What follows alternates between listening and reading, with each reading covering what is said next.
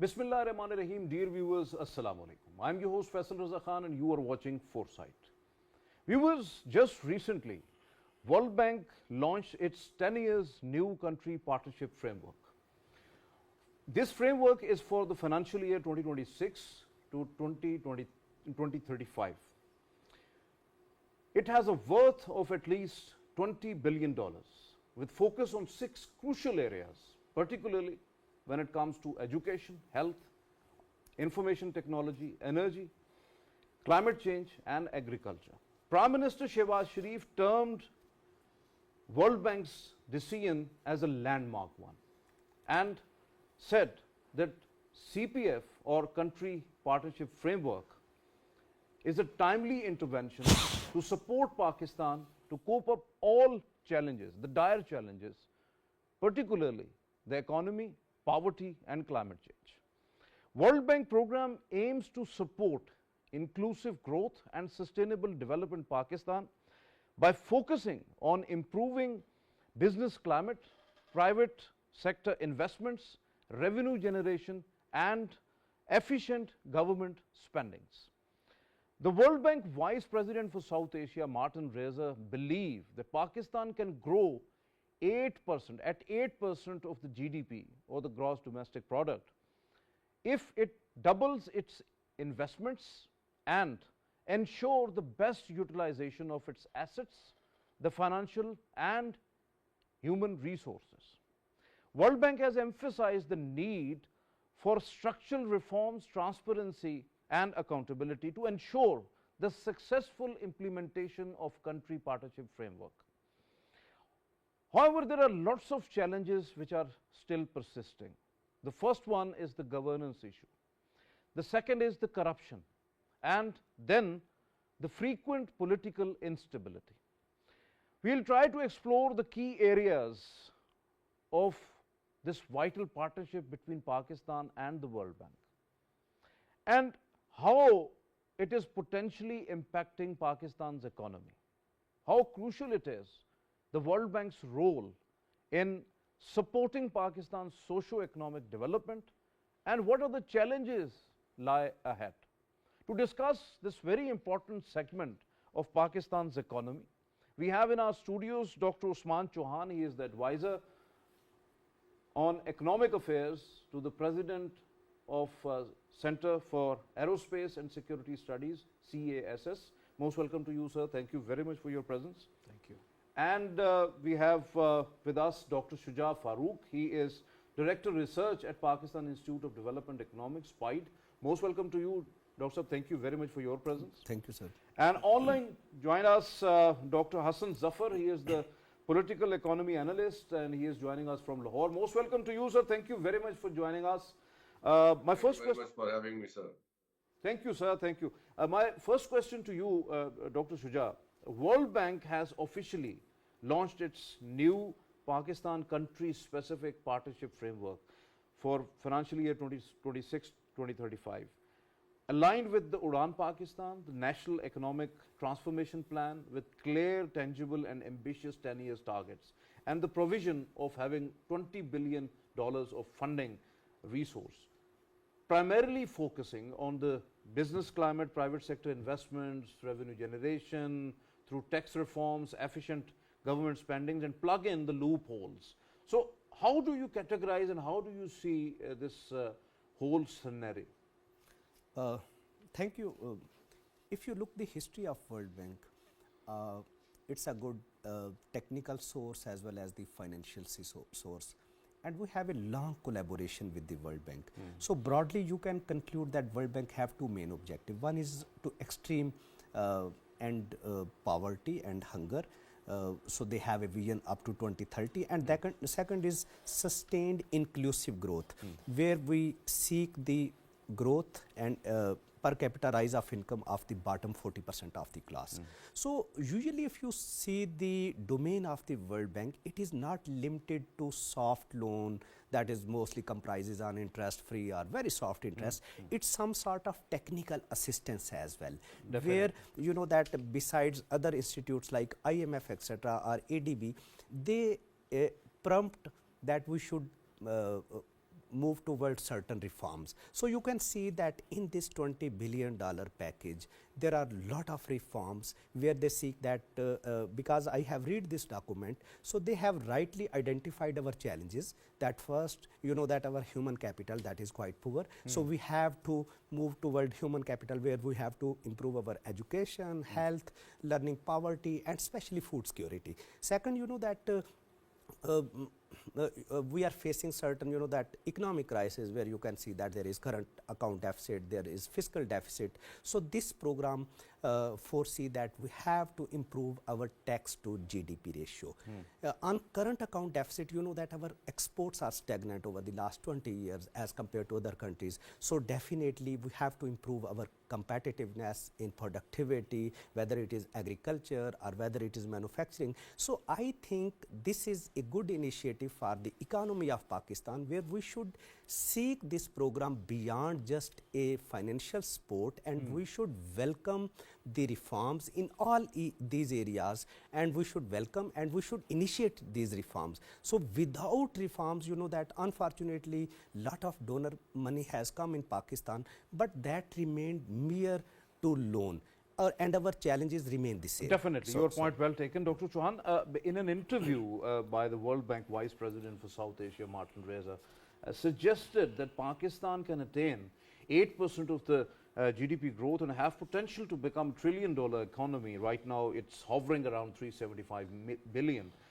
If it doubles the investments and show the best utilizations of its assets, financial resources, human capital, when according to the Finance Ministry, Pakistan's average investment to GDP ratio is lowest in the region, and growth rate expected to sustain 3%. But the government is actually determined to have that growth rate to 3.6%, tax to GDP ratio to 15%, with increased revenue collection and bring more investment. This is what World Bank is stressing upon. So how do you see this optimism with the World Bank, although World Bank chiefs are also saying that it's a risky one when it comes to Pakistan, different sort of investments. But they are very hopeful as well, because the real-time macroeconomic situation, and they are hopeful as well that the microeconomic situation will also be built up. How do you see? Yes, you're right. There's two parts to your question.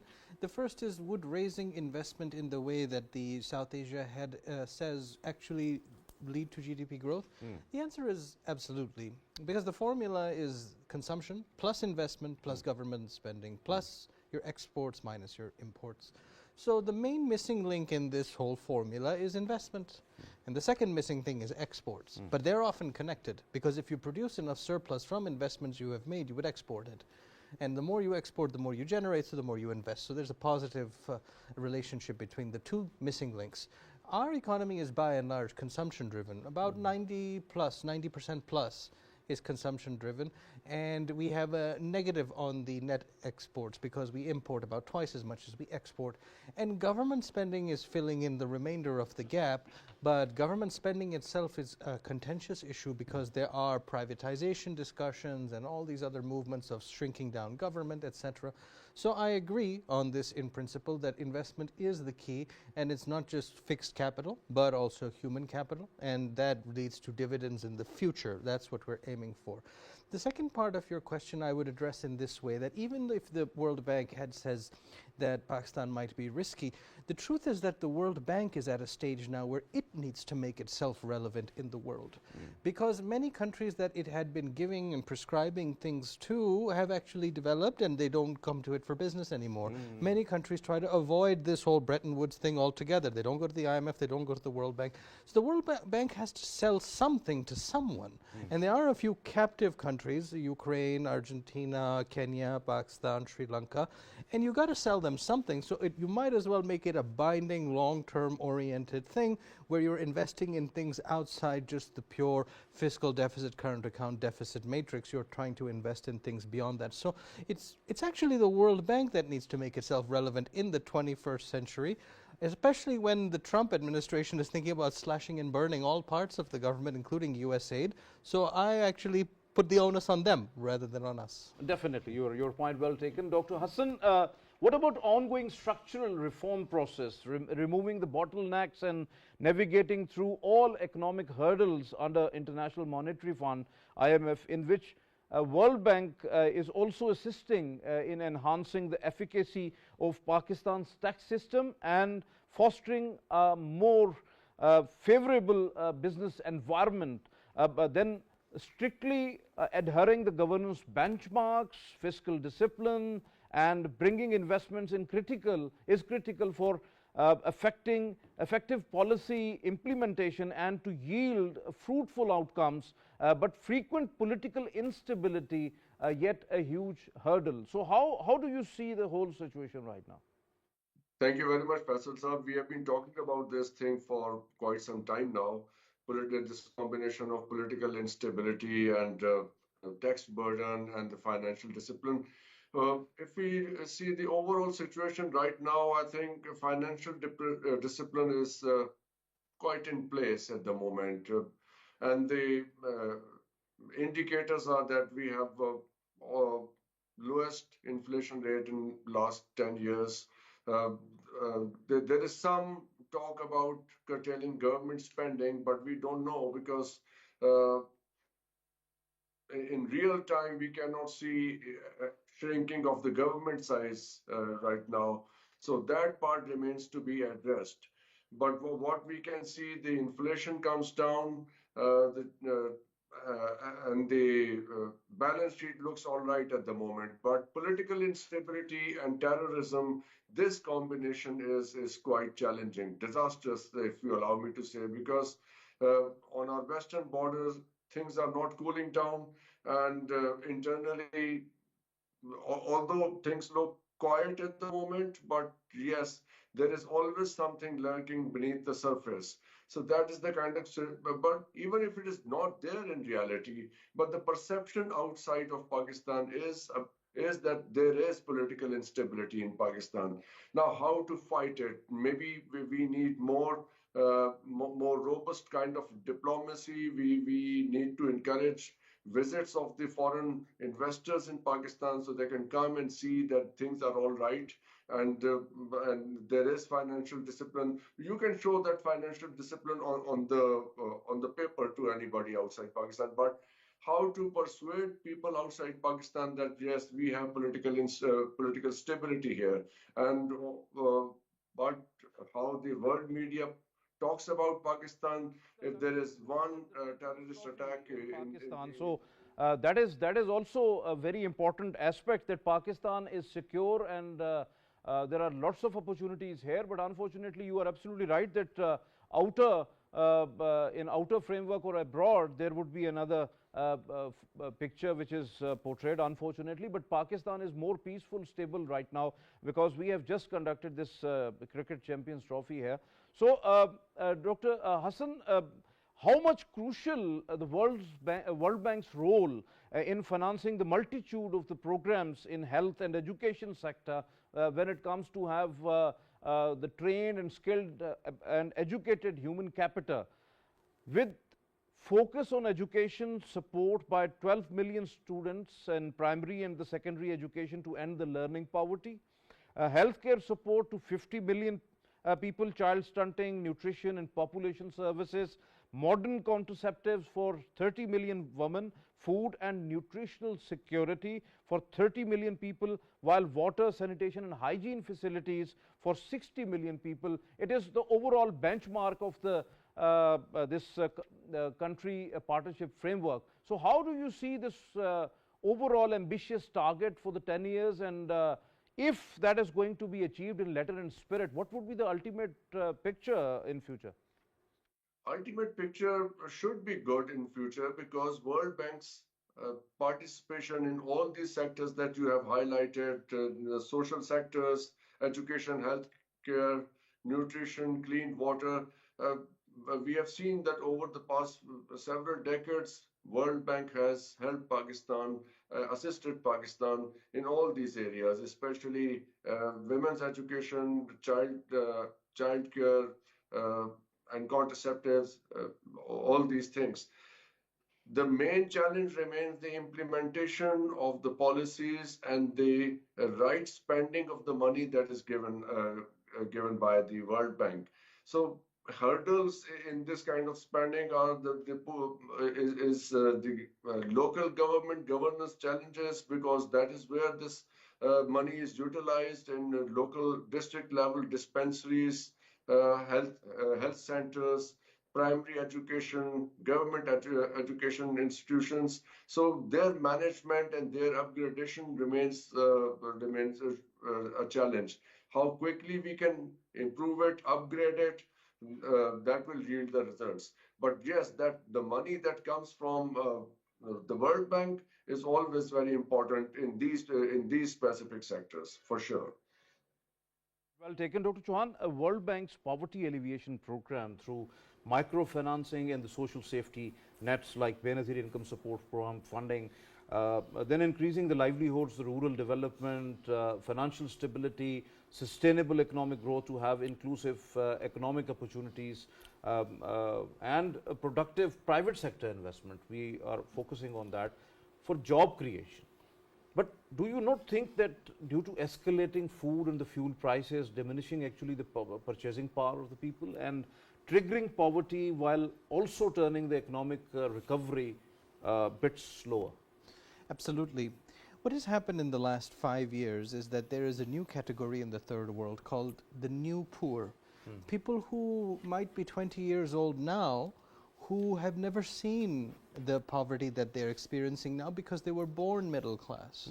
But the precarity and the shifting of the income quintiles has made it so that middle class has been shredded everywhere, including actually in the developed world as well. And what that means is there's a category of new poor, and that means that their incomes cannot cope up with the cost of living issues. But as far as the World Bank goes, I think that there are some targeted programs that they work on which are very valuable. At the same time, I believe that in the long run, our provincial governments can more than carry the day. In terms of funding, there's no issue. In terms of execution, there's plenty of issues. And that has to do with ghost schools, ghost employees, ghost doctors, that sort of thing. But that principal agent problem also exists with World Bank programs, because the World Bank people are not running around in the desert building schools. They outsource this, or they contract with local partners to help them do that stuff. And there again, the principal agent problem is the same. So my biggest request to all stakeholders is to focus on the execution, make sure at the field level things are done right, then the funding is not as big an issue. Your point well taken. Dr. Shuja, what about energy sector reforms and World Bank support in active hydropower projects like Turbela and Dasu that had augmented Pakistan's electricity generation capacity and alleviated the power shortages? But the problem still exists to the issues related to the governance inefficiencies, then the electricity theft and transmission losses. When World Bank has the prime focus on the clean energy by enabling of 10 gigawatt of the renewable energy capacity, and they have reservations as well when it comes to the power transmission lines and the power theft and all that. So how to cope up such an issue in the policy dynamics and overall practical implementation and all that? Faisal Saab, energy, I think energy is big than economy. It is. If you look the last 20 years, because we have made lot of losses, we have calculated and they are more than 22 trillion the amount we have taken in terms of debt. So right now, if you look the issues of circular debt, the cost of energy prices, I think is significant. Our middle class and poor people, they are facing energy poverty. And you know that our exports are also compromised, as well as our business activities due to high, you know, that energy prices. If the cost of doing business is high, so if we see the role of World Bank, they have given us lot of advices earlier. You can see these IPPs, and you can see there is certain, you know, that division on the power side. For example, there is production, there is transmission, and there is distribution.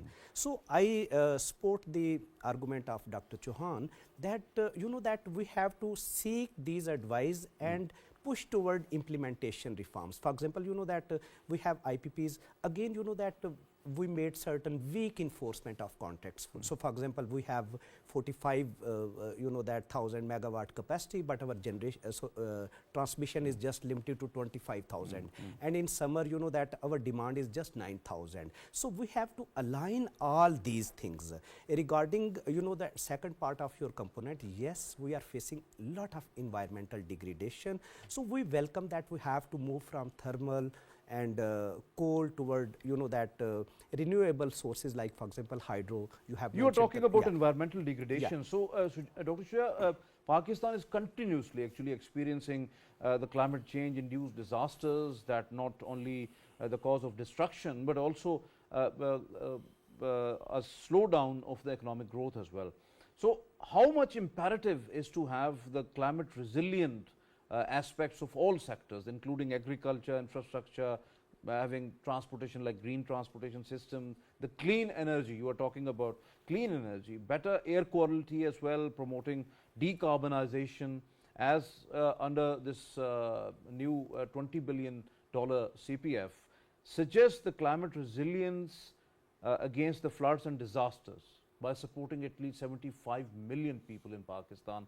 So how do you see overall whether we are on the right track going towards the green environment and the climate resilience?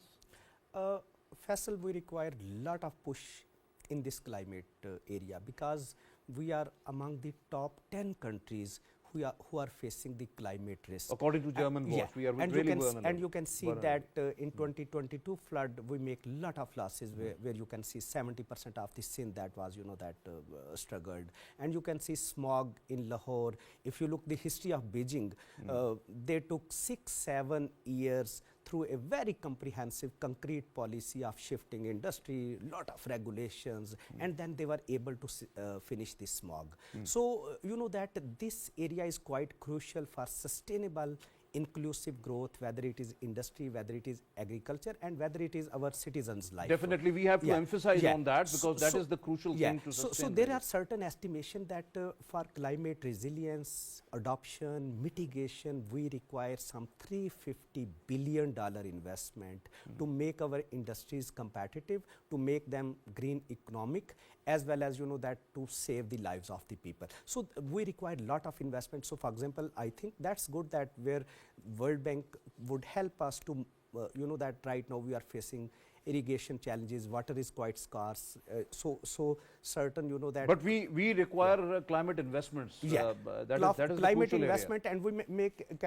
and we may calculate. So that carbon, we may develop carbon bank. So we attract those that investment definitely into the carbon credits particularly. Credits, yes. You are absolutely right. Dr. Chohan, World Bank stressing upon information technology led digital economic growth. With uninterrupted digital connectivity and financial inclusion central to the many of the targeted outcomes. When Pakistan has over 2.5 million active freelancers with 0.7 million full-time professionals, that's 12.8% of the global freelance workforce. Pakistan's IT exports has risen over the time by 28%, reaching 1.86 billion in the first half of the financial year 2025, with the potential to attain to $3.5 billion at the end of this fiscal year. Government took transformative initiative by introducing Digital Nation Act 2025. So how much important is to Pakistan become a digital nation, practically a digital nation, what the World Bank is stressing upon, and this is the key to success. Yes. Being a digital nation would be hugely advantageous, because it would allow us to leapfrog in certain ways, certain paths steps along the development trajectory. If you can just jump into the 21st century from the 18th century, that would be a pretty nice thing. But actually now the IT investments that we require must be forward-looking. They should be looking 50 years ahead. And what I mean by that is that it's not simply adding electronic capacity and servers to try to enhance freelancing work, but actually the transformation in technology itself is so rapid that we have AI breathing down our neck now. And AI has the potential to decimate the freelancing industry in the developing world. All the business process outsourcing stuff can be totally taken away within a few years at the rate that AI is increasing at. So if you are investing in technology, it should be servers, it should be hardware, but it should have a focus towards the next stages of technology which are rapidly coming upon us, rather than trying to catch up to 20 years old economic models. Obviously, you are absolutely right. Dr. Hassan, Pakistan is frequently facing the threats of climatic changes and resultantly the natural disasters like floods, drought, desertification, water scarcity, sea intrusion, earthquakes, and all others we are facing from many decades. Now, such phenomena are real hurdles in sustainable development. World Bank delegation not only acknowledged but also stressed upon climate resilient investments, as Dr. Shuja is stressing upon that it is required now in agriculture, in flood mitigation, and addressing the water scarcity. What are your thoughts on that? How we can gather these fundings? Because we have attended lots of conference of parties under the United Nations framework of climate change, but unfortunately those are just the climate negotiations and never ever materialize the funding. So how we can secure these fundings from the different partners internationally? Faisal Saab, I think this is a very serious challenge because as the geopolitical situation and the security situation is developing in the West, particularly Europe, and that was the place where the funding for environmental issues and these challenges was coming from. I think this is a very serious matter because, as our panelist uh, pointed out before, we are amongst the most affected nations in the world when it comes to the climate changes. We have floods, where we remember 2022 floods. We have temperature rise, we have water scarcity, and then we have deforestation. So there is a combination of many things in this area. I think we should try to launch a program which encourages our own people to contribute towards it, towards careful use of energy, careful use of all our resources, water conservations. We hear that the government is indulging in lawmaking. High Court is issuing orders that water should be carefully used. For example, there was a High Court order that people should not be washing their cars at home. Same thing happened in Rawalpindi in Islamabad. Same thing happened in Lahore. But the implementation remains one thing. When we talk about implementation, Faisal Saab, in many areas, I think Dr. Chohan hinted towards a very important thing, and that is the digital monitoring system. We need to have good monitoring system. We will have to shift from traditional management system towards digital system. We will need to use more cameras to monitor things. We have experienced this thing when these safe city cameras were installed in Lahore and the challans were sent to home. Traffic improved in Lahore. I don't know whatever happened to that thing. Later on, it's the same situation again. But we have experienced that digital monitoring can improve things. So we will have to go towards digital. Dr. Hassan, here it is very important, and another intervention, that World Bank support to Pakistan's economy and socio-economic development is absolutely perfect, no doubt about that. But when it comes to the financial assistance, do you not think that it would contribute Pakistan's escalating debt burden and increase the dependence on the foreign loans and would affect actually the economy in the long run, not in the short term, but in the long run? Its structural reform process would not address the long-term economic vulnerabilities, because these are the areas where we have to, when Dr. Shuja was stressing upon drastic reforms into Pakistan's economic system. So that is very important if we sustain our economic development in future. Exactly. That's what I'm saying, that we need to be cautious about things. I'm a little apprehensive about any long-term assistance from these donor agencies world over, because as things change, and we have seen things changing in the previous 5 to 6 weeks, how the United States has withdrawn from the Paris Agreement, how they have pulled back from some of the United Nations organizations, that they are not interested. So where the money was actually coming from, United Nations was the main contributor towards these things. And if they are not interested, they are leaving the world uh, problems to their own. Uh, Handle it yourself. That is the attitude. So we need to be on our feet. We need to learn how to handle our own issues, and probably run a campaign that we can generate funds locally to fight these menaces.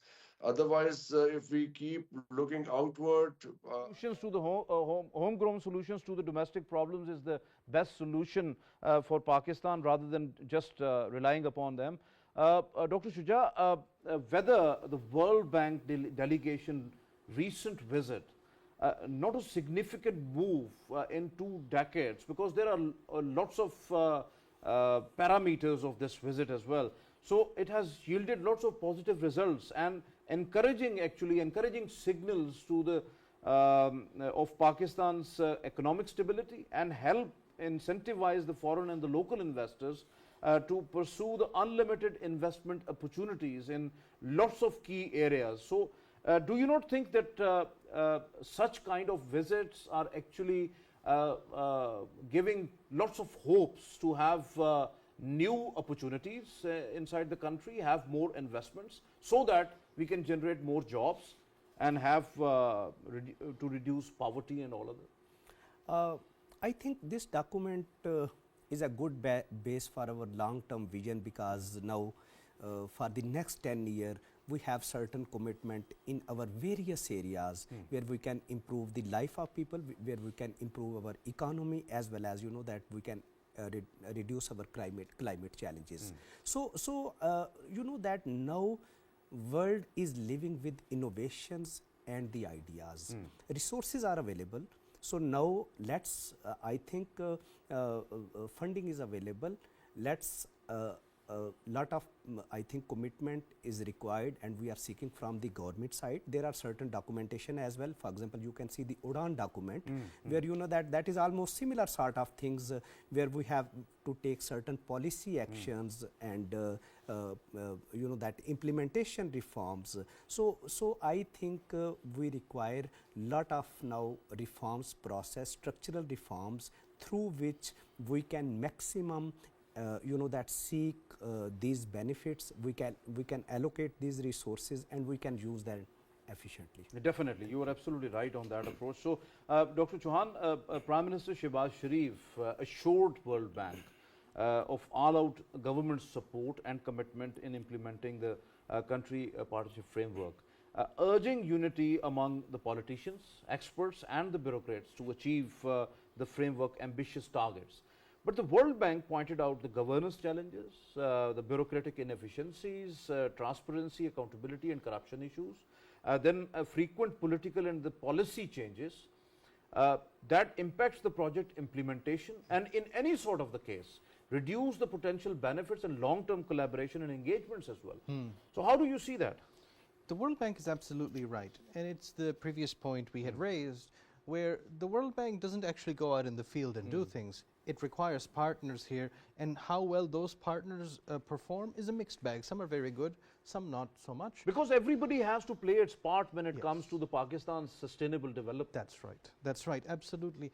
Now, in the longer run, having that execution done indigenously is more important, especially at the provincial level, district level. You have the funds to fill all the USAID programs, all the World Bank programs that existed. You don't need them to do this. In fact, there is I wouldn't call it a racket, but I would call it a certain disincentivization, which is that in 1961, when USAID was created, or 1945, there actually were desperately poor people in the third world. In West Pakistan, there was a lot of hunger. East Pakistan was even worse off. So there was a legitimate grievance and there was a requirement for such interventions, and they made the Green Revolution, etc. There were very nice things they did. Today, the standard at which they're measuring poverty is far, far ahead, because it's not the same world anymore. Now you're poor because you don't have 2 mobile phones. You're lower middle class because you don't have 2 cars. Who had 2 cars in 1961 in this country? It's a moving target, and that's what makes it tricky, because the argument they need is that these are poor countries, we need to save them, we need to pay our own consultants to make ourselves relevant.